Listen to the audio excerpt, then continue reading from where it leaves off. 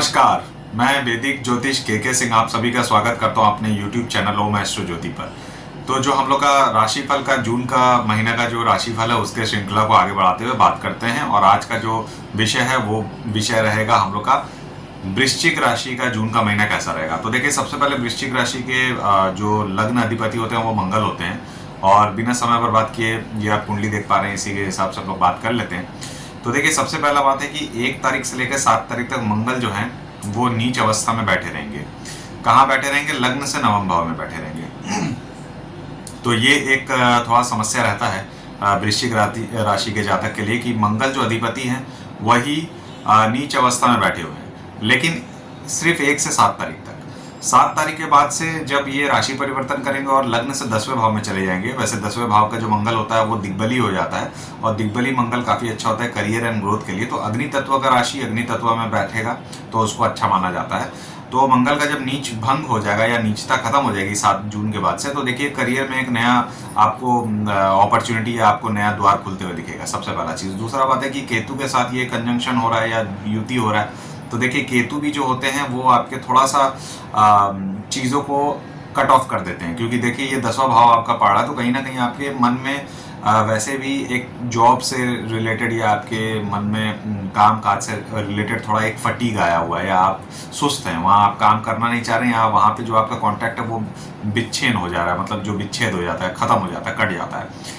तो देखिए, इस समय सबसे बड़ी बात है कि जब मंगल आपके 10वें भाव में आते हैं, भले ही मंगल और केतु का युति तो है, लेकिन यहाँ पे मंगल आपके लिए प्रोएक्टिव रोल पैदा करेंगे और आपको एक नई जॉब अपॉर्चुनिटी या करियर में नाम सम्मान ये सब मिल सकता है, सम्मान मिल सकता है। तो ये मौका जो 7 जून के बाद से, इसका ज़रूर आप लाभ उठाइए। ये सबसे पहला हो गया वृश्चिक राशि के लिए। दूसरा बात है, अगर हम लोग बात करते हैं वृश्चिक राशि के दूसरे अधिपति जो हम लोग केतु ही मानते हैं, क्योंकि वृश्चिक राशि जो राशि है वो मंगल से भी प्रेरित होता है और केतु से भी प्रेरित होता है। तो अब ये आप समझ लीजिए, क्योंकि वृश्चिक राशि में दूसरा जो अधिपति वो केतु है, और केतु का जो गोचर है वो भी 10वें स्थान पे है। तो आप ये समझ लीजिए कि केतु यहाँ पे उतना खराब भी नहीं करेगा जितना वो दूसरे राशि के हिसाब से करता है। क्योंकि देखिए, कहीं ना कहीं हम लोग कोई भी शास्त्र में ये पढ़ते हैं कि कुजावत केतु, मतलब केतु जो है वो मंगल का परछाई है और मंगल के हिसाब से ही काम करेगा। अब क्योंकि ये वृश्चिक लग्न की कुंडली है तो केतु 10वें स्थान में उतना भी खराब नहीं करेगा। और यहाँ पे एक सबसे बड़ी बात है कि ये योग कारक प्लेसमेंट बन जाता है, क्योंकि ये याद रखिएगा, छाया ग्रह जो राहु और केतु होते हैं वो हमेशा अपने जो डिस्पोजिटर है, मतलब जो राशि के स्वामी है उसके जैसा फल करते हैं, या जिनके साथ वो युति हो जाते हैं उनके हिसाब से फल करते हैं। तो अब यहाँ पे अगर देखा जाए तो केतु जो है वो तो सूर्य का फल करेगा ही, साथ में मंगल के साथ जब वो युति करेगा तो मंगल का भी फल कर देगा। तो इस हिसाब से मंगल जो बनते हैं वो लग्नेश और 6वें भाव के स्वामी बनते हैं, 10वें भाव में आते हैं, तो ये करियर में अच्छा ही है। तो केतु यहाँ पे उल्टे मदद कर देगा, खराब नहीं करेगा। तो 7 जून से आपका जो मंगल का गोचर होने वाला है केतु के साथ, बाकी राशि के लिए तो थोड़ा डिस्टर्बिंग है, लेकिन वृश्चिक राशि के लिए बहुत अच्छा माना जाएगा। अब बात करते हैं वृश्चिक राशि के दूसरे जो ग्रह हैं जो 4थे भाव में बैठे हैं, राहु, क्योंकि केतु के अपोजिट में राहु ही बैठे रहते हैं। तो देखिए, राहु जो है वो अभी यहाँ पे, जैसा हमने आपको बताया कि ये 1.5 साल तक रहेंगे, और राहु का जो गोचर हुआ है वो 18 मई को हुआ है। उसके लिए एक वीडियो हमने बनाया था, वो आपको डिस्क्रिप्शन में मिल जाएगा नीचे, तो उसको जरूर देखिएगा। तो देखिए, वृश्चिक राशि के जो जातक हैं उनके लिए राहु ऐसे भी 4थे घर में है, तो देखिए परिवार के साथ आपका कुछ मन मुटाव बन सकता है, क्योंकि देखिए राहु को 4थे घर में अच्छा माना नहीं जाएगा। भले ही केंद्र है, लेकिन कुछ ना कुछ आपके घर परिवार में कुछ ना कुछ समस्या रहेगी।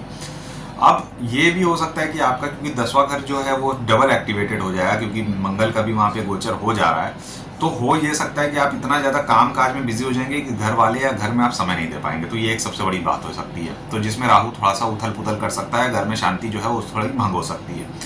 तो इसमें आपको, ये तो अभी काफ़ी दिन तक रहेगा, 18 महीने रहेगा, तो आपको राहु का उपाय कर लेना चाहिए जो वृश्चिक राशि के जातक हैं उनके लिए। इसके बाद अगर दूसरा बात करें तो लग्न से पंचम, यानी कि आप देख लीजिए जो वृश्चिक राशि है, वृश्चिक राशि से पंचम भाव में शनि का गोचर है, शनि का आगमन है, ये मीन की राशि है। तो देखिए, पंचम भाव भी शनि का बहुत अच्छा राशि माना नहीं जाएगा। अब यहाँ पे शनि की दृष्टि कहाँ पड़ती है? देखिए, शनि की दृष्टि, तीसरी दृष्टि 7वें भाव पे पड़ती है, तो 7वें भाव से दाम्पत्य जीवन में कुछ समस्या लेके आके खड़ा करेगा, ईगो क्लैशेस या कुछ प्रॉब्लम हो जाएंगे। 7वीं दृष्टि 11वें घर में बैठता है, तो कहीं ना कहीं विश फुलफिलमेंट या इच्छा पूर्ति का थोड़ा सा वहाँ रुकावट आ जाएगा, वहाँ पे शनि उस चीज़ को रोक देंगे। और फिर इनके जो 10वीं दृष्टि है वो आपके लग्न से दूसरे घर में यानी कि धनु के राशि के ऊपर पड़ती है। अब यहाँ पे भी थोड़ा सा आपको समस्या आ सकता है, लेकिन बृहस्पति की दृष्टि भी पड़ेगी। डबल ट्रांजिट जब होगा तो हम आपको बता देंगे कि क्या होना चाहिए उसमें। डबल ट्रांजिट जब होगा धनु के राशि में तो वो आपको बूस्टिंग कर देगा, क्योंकि शनि का अकेले का खुद का दृष्टि खराब माना जाएगा, लेकिन बृहस्पति और शनि का दृष्टि अगर आता है तो उस भाव का एक्टिवेशन हो जाता है। तो ये जब बृहस्पति के बारे में हम बताएंगे तो आपको उसमें पूरा डिटेल देंगे। इसके अलावा देखिए शनि का गोचर जो है वो संतान भाव के ऊपर पड़ता है। तो अगर आप मान लीजिए बहुत दिन से संतान के बारे में सोच रहे हैं या सोचना चाहते हैं, क्योंकि ये बृहस्पति का घर भी बनता है, शनि और बृहस्पति में उतना कोई परस्पर ये लोग मित्र भी नहीं है, शत्रु भी नहीं है, लेकिन बृहस्पति का ऑनर करता है शनि। ये तय है कि बृहस्पति अगर कुछ बोलेगा तो शनि उसको डिनाई नहीं करता। तो देखिए अगर आप पंचम भाव का कुछ आप गेन लेना चाहते हैं तो वो आपको शनि उसमें रोकेगा नहीं, लेकिन जहां शनि की दृष्टि पड़ती है वहां पे आपको समस्या करेगा करके। तो ये हो गया शनि के बारे में। इसके बाद अब बात करते हैं, देखिए लग्न से छठवें या राशि से छठवें भाव में आपके शुक्र बैठा हुआ है। तो देखिए शुक्र का 7वें भाव पे तो गोचर अच्छा माना जाता है, 8वें पे भी गोचर अच्छा माना जाता है, लेकिन 7वें घर को छोड़ के अगर वो 6वें घर पे है तो उसको बहुत खराब माना जाता है। ये इसलिए खराब माना जाएगा क्योंकि वो अपने जो कारक अवस्था है वो कारक अवस्था से वो अपने 12वें घर में आ जाता है। तो क्योंकि देखिए 7वें भाव का जो कारक होता है वो शुक्र होता है, दाम्पत्य जीवन का जो कारक होता है वो शुक्र होता है। अब शुक्र में यहाँ पे बल नहीं आ रहा है, क्योंकि शुक्र जो है वो अपने से 12वें घर में मूवमेंट कर लिया, तो 7वें घर का लॉस दिखा रहा है। तो इसका मतलब कि दाम्पत्य जीवन में कुछ ना कुछ आपको समस्या है रहेगा, और ये आपके पूरे जून के महीने में रहेगा। क्योंकि देखिए शनि का जो दृष्टि है वो आपके 29 मार्च से ही आपके 7वें भाव पे पड़ रहा है, तो 7वां भाव पीड़ित हो गया। साथ में 7वें भाव का जो आपका स्वामी है वो शुक्र है, और साथ में 7वें का कारक भी शुक्र है, वो अपने से 12वें बैठ गया। तो आप समझ लीजिए कि दाम्पत्य जीवन में या आप पार्टनरशिप अगर करते हैं तो उसमें आपको समस्या आने वाली है, तो इसमें कोई आपको हेल्प नहीं है। तो अगर पार्टनरशिप करना चाहते हैं तो बहुत सोच समझ के करिए। वाइफ और हस्बैंड के साथ अगर आपका रिलेशन ठीक नहीं है तो कोशिश करिए उसको सही करने का, नहीं तो और ज़्यादा शुक्र में प्रॉब्लम आ जाएगा। तो ये एक समस्या रहा आपका। इसके अलावा बात करते हैं कि देखिए आपके 7वें भाव में कौन है। तो देखिए 7वें भाव में ऑलरेडी सूर्य बैठा हुआ है, तो एक तो आपका प्रॉब्लम है, ऊपर से 7वें भाव में सूर्य अच्छा नहीं माना जाता। ये हम आपको बार बार बताते हैं, क्योंकि देखिए शनि का प्लेसमेंट 7वें घर में उतना खराब नहीं माना जाएगा जितना सूर्य का खराब माना जाएगा, क्योंकि सूर्य है एकदम ही ऐसा ग्रह जो बहुत ज़्यादा ईगोइस्टिक है, वो कोई बात मानेगा नहीं और उसको कोई भी चीज़ को वो खत्म कर देगा। तो अब देखिए आपके वृश्चिक राशि के जातक के लिए 1 तारीख से लेकर के 1 जून से लेकर के 15 जून तक सूर्य यहीं बैठे हुए हैं। तो ये भी एक थोड़ा समस्या की बात हो गई, क्योंकि देखिए सूर्य ऐसे भी शुक्र के साथ मित्रता रखते नहीं है, मित्रता है नहीं, और सूर्य वहाँ 7वें घर में बैठ करके और समस्या बढ़ा देंगे ये 15 तारीख तक। अब जब तक सूर्य का गोचर ना हो जाए तब तक फिर आप वहाँ पे कोई भी अच्छा आप रिजल्ट नहीं एक्सपेक्ट कर सकते, पहली बात वृश्चिक राशि के जातक के लिए। अच्छा, यहाँ पे आप एक और चीज देख रहे हैं, 1 तारीख को आप देख रहे हैं कि वहां पे आपके 1 तारीख से लेकर 7 तारीख तक बुध महाराज भी बैठे हुए हैं, और बुध जो है वो अष्टम भाव के स्वामी होकर के वहां 7वें में बैठ गए। तो इसका मतलब क्या हुआ कि 7वें भाव का जो स्वामी है शुक्र वो 12वें चला गया, और 8वें भाव का जो स्वामी है वो बुध वो 7वें में आ गया। तो मतलब आप समझ लीजिए टोटली डिस्टर्ब्ड, आपका 7वां भाव टोटली डिस्टर्ब्ड है। ये जून के महीने में 15 तारीख तक तो बेहद ही डिस्टर्ब है, 7 तारीख में और भी ज़्यादा प्रॉब्लम है। मैंने पहले 1 से लेकर 7 तारीख तक थोड़ा प्रॉब्लम है, फिर 15 तारीख के बाद 7 तारीख में बुध का भी गोचर होगा तो आपको बेनिफिट दे देगा। और जो आपके सूर्य हैं जब वो 15 तारीख को मूवमेंट करेंगे तब जाके फाइनल आपको रिलीफ मिलेगा आपके 7वें भाव से। मतलब आपका जो दाम्पत्य जीवन है वो थोड़ा सा ब्रीदिंग स्पेस पे आएगा जब आपका 7वां घर से सूर्य का गोचर हो जाएगा, और ये 15 तारीख के बाद होगा, 15 जून के बाद। ठीक है जी, तो ये एक बात रहा। और देखिए 7 तारीख को बुध भी जो है वो अष्टम भाव में आ जाएगा। तो देखिए अष्टमेश का अष्टम भाव में आना अच्छा माना जाता है, क्योंकि ये विपरीत राजयोग बनाता है। और साथ में यहाँ पे एक और बात हम आपको बता देंगे कि यहाँ पे ऑलरेडी गुरु बैठे हुए हैं। अब वृश्चिक राशि के स्वामी के लिए जो धनेश हैं, धन के कारक ग्रह हैं, और जो धन के स्वामी ग्रह हैं, मतलब जो सेकंड हाउस लॉर्ड हैं, वो 8वें में बैठे हैं। तो ये जबरदस्त धन योग है, क्योंकि 8वें भाव में अगर दूसरे भाव के स्वामी बैठते हैं बृहस्पति तो बहुत जबरदस्त धन देते हैं। अब दृष्टि भी बृहस्पति की वहीं पड़ रही है, जैसे मैंने बताया शनि की दृष्टि भी दूसरे भाव पे पड़ती है धनु के राशि पे, और बृहस्पति की सप्तम दृष्टि भी धनु के राशि पे पड़ती है। तो पैसे आप जबरदस्त कमाएंगे, इसमें कोई समस्या नहीं है, इसमें कोई द्वंद्व नहीं है। लेकिन आपके रिलेशनशिप जो रहेगा आपके वाइफ के साथ या आपके हस्बैंड के साथ, ये थोड़ा प्रॉब्लम, ये खटाई में आ जाएगी, ये समस्या है, इसको थोड़ा सा ध्यान देना होगा। अब यहाँ पे देखिए सबसे बड़ी बात है कि 7 तारीख के बाद जब इसी बृहस्पति के साथ जब बुध आ जाएंगे तो अष्टम भाव के स्वामी अष्टम में, यानी कि विपरीत राजयोग, ये और आपके लिए अच्छा हो जाएगा। लेकिन पहले कुछ जो परिस्थिति रहेगी वो विपरीत काम करेगी, उसके बाद राजयोग बनेगा, ये याद रखिएगा। तो विपरीत राजयोग के हिसाब से अगर देखा जाए और अष्टम भाव का स्वामी अष्टम में आ जाना और बृहस्पति का मार आना, ये जबरदस्त धन योग दिखाता है। ये धन के लिए आपको बेनिफिट है, लेकिन हाँ इसमें तबियत आपकी खराब रहेगी। तबियत हो सकता है कि कुछ ना कुछ आपको समस्या हो जाए करके। अब यहाँ पे क्योंकि बुध है तो बुध से आप समझ लीजिए कि आपको हेडेक होने का कुछ प्रॉब्लम, मेमोरी इश्यूज की कुछ प्रॉब्लम, ऐसे करके कुछ हो सकता है। ठीक है, अब इसके अलावा बात करेंगे सूर्य का गोचर। जब सूर्य भी यहाँ पे गोचर करके आ जाएगा तो समझ लीजिए 10वें भाव का स्वामी सूर्य, जो कि 10th लॉर्ड है, वो अपने से 11वें भाव में आ जाएगा, अष्टम भाव में।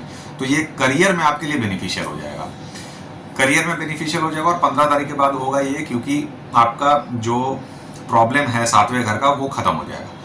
तो कुल मिला के अगर देखा जाए 15 तारीख के बाद से वृश्चिक राशि के लिए बहुत अच्छा समय चालू हो रहा है। 1 से 15 तारीख तक थोड़ा भले ही आपको बहुत ज़्यादा मैंने सेफ गार्ड करना होगा अपने आप को और अपने दाम्पत्य जीवन को, ये आप याद रखिए, और हेल्थ को। अब यहाँ पे बात है कि जब सूर्य अष्टम भाव में आ जाए तो आपके करियर के लिए तो बहुत अच्छा हो जाएगा, लेकिन पिता के लिए ठीक नहीं होगा, क्योंकि नवम भाव का वो कारक है। नवम भाव का कारक बृहस्पति भी माना जाता है और पिता भी माना जाता है, दोनों अष्टम में बैठ गए, अपने से 12वें आ गए। तो आपका प्रॉब्लम क्या होगा कि यहाँ वाइफ से झमेला या हस्बैंड से झमेला ठीक हुआ ना होते होते आपके फादर का कुछ एक प्रॉब्लम या गुरु से या मेंटर या गवर्नमेंट से कुछ एक समस्या आ जाएगी।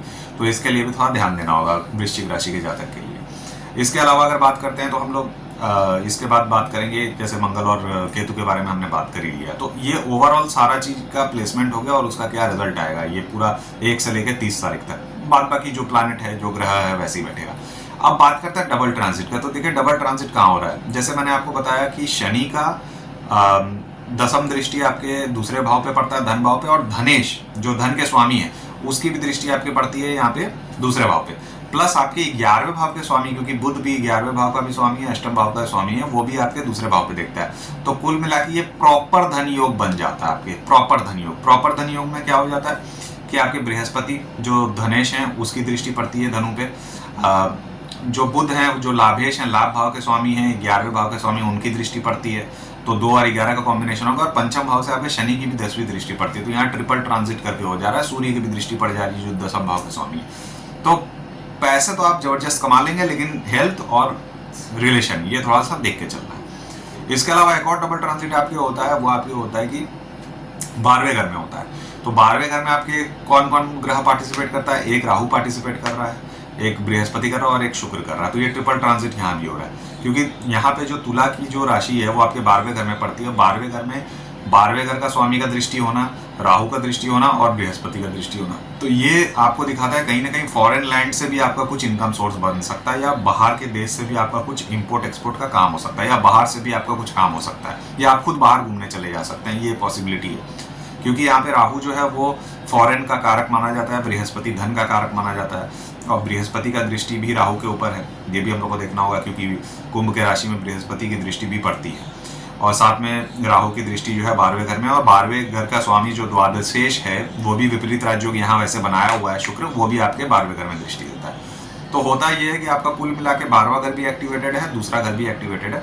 तो पैसे भी आप कमाएंगे, खर्चे भी होंगे, बाहर से भी काम होगा, एक्सपोर्ट इंपोर्ट भी होगा, सब कुछ होगा, हेल्थ इश्यूज भी रहेगा। तो ओवरऑल अगर देखा जाए जो जून का महीना है वृश्चिक राशि के लिए बहुत हैपनिंग मंथ है, बहुत अच्छा महीना है अगर आप पैसे के पर्सपेक्टिव से देखें। लेकिन हाँ, अगर हेल्थ और रिलेशनशिप में देखेंगे तो सावधान रहने की जरूरत है।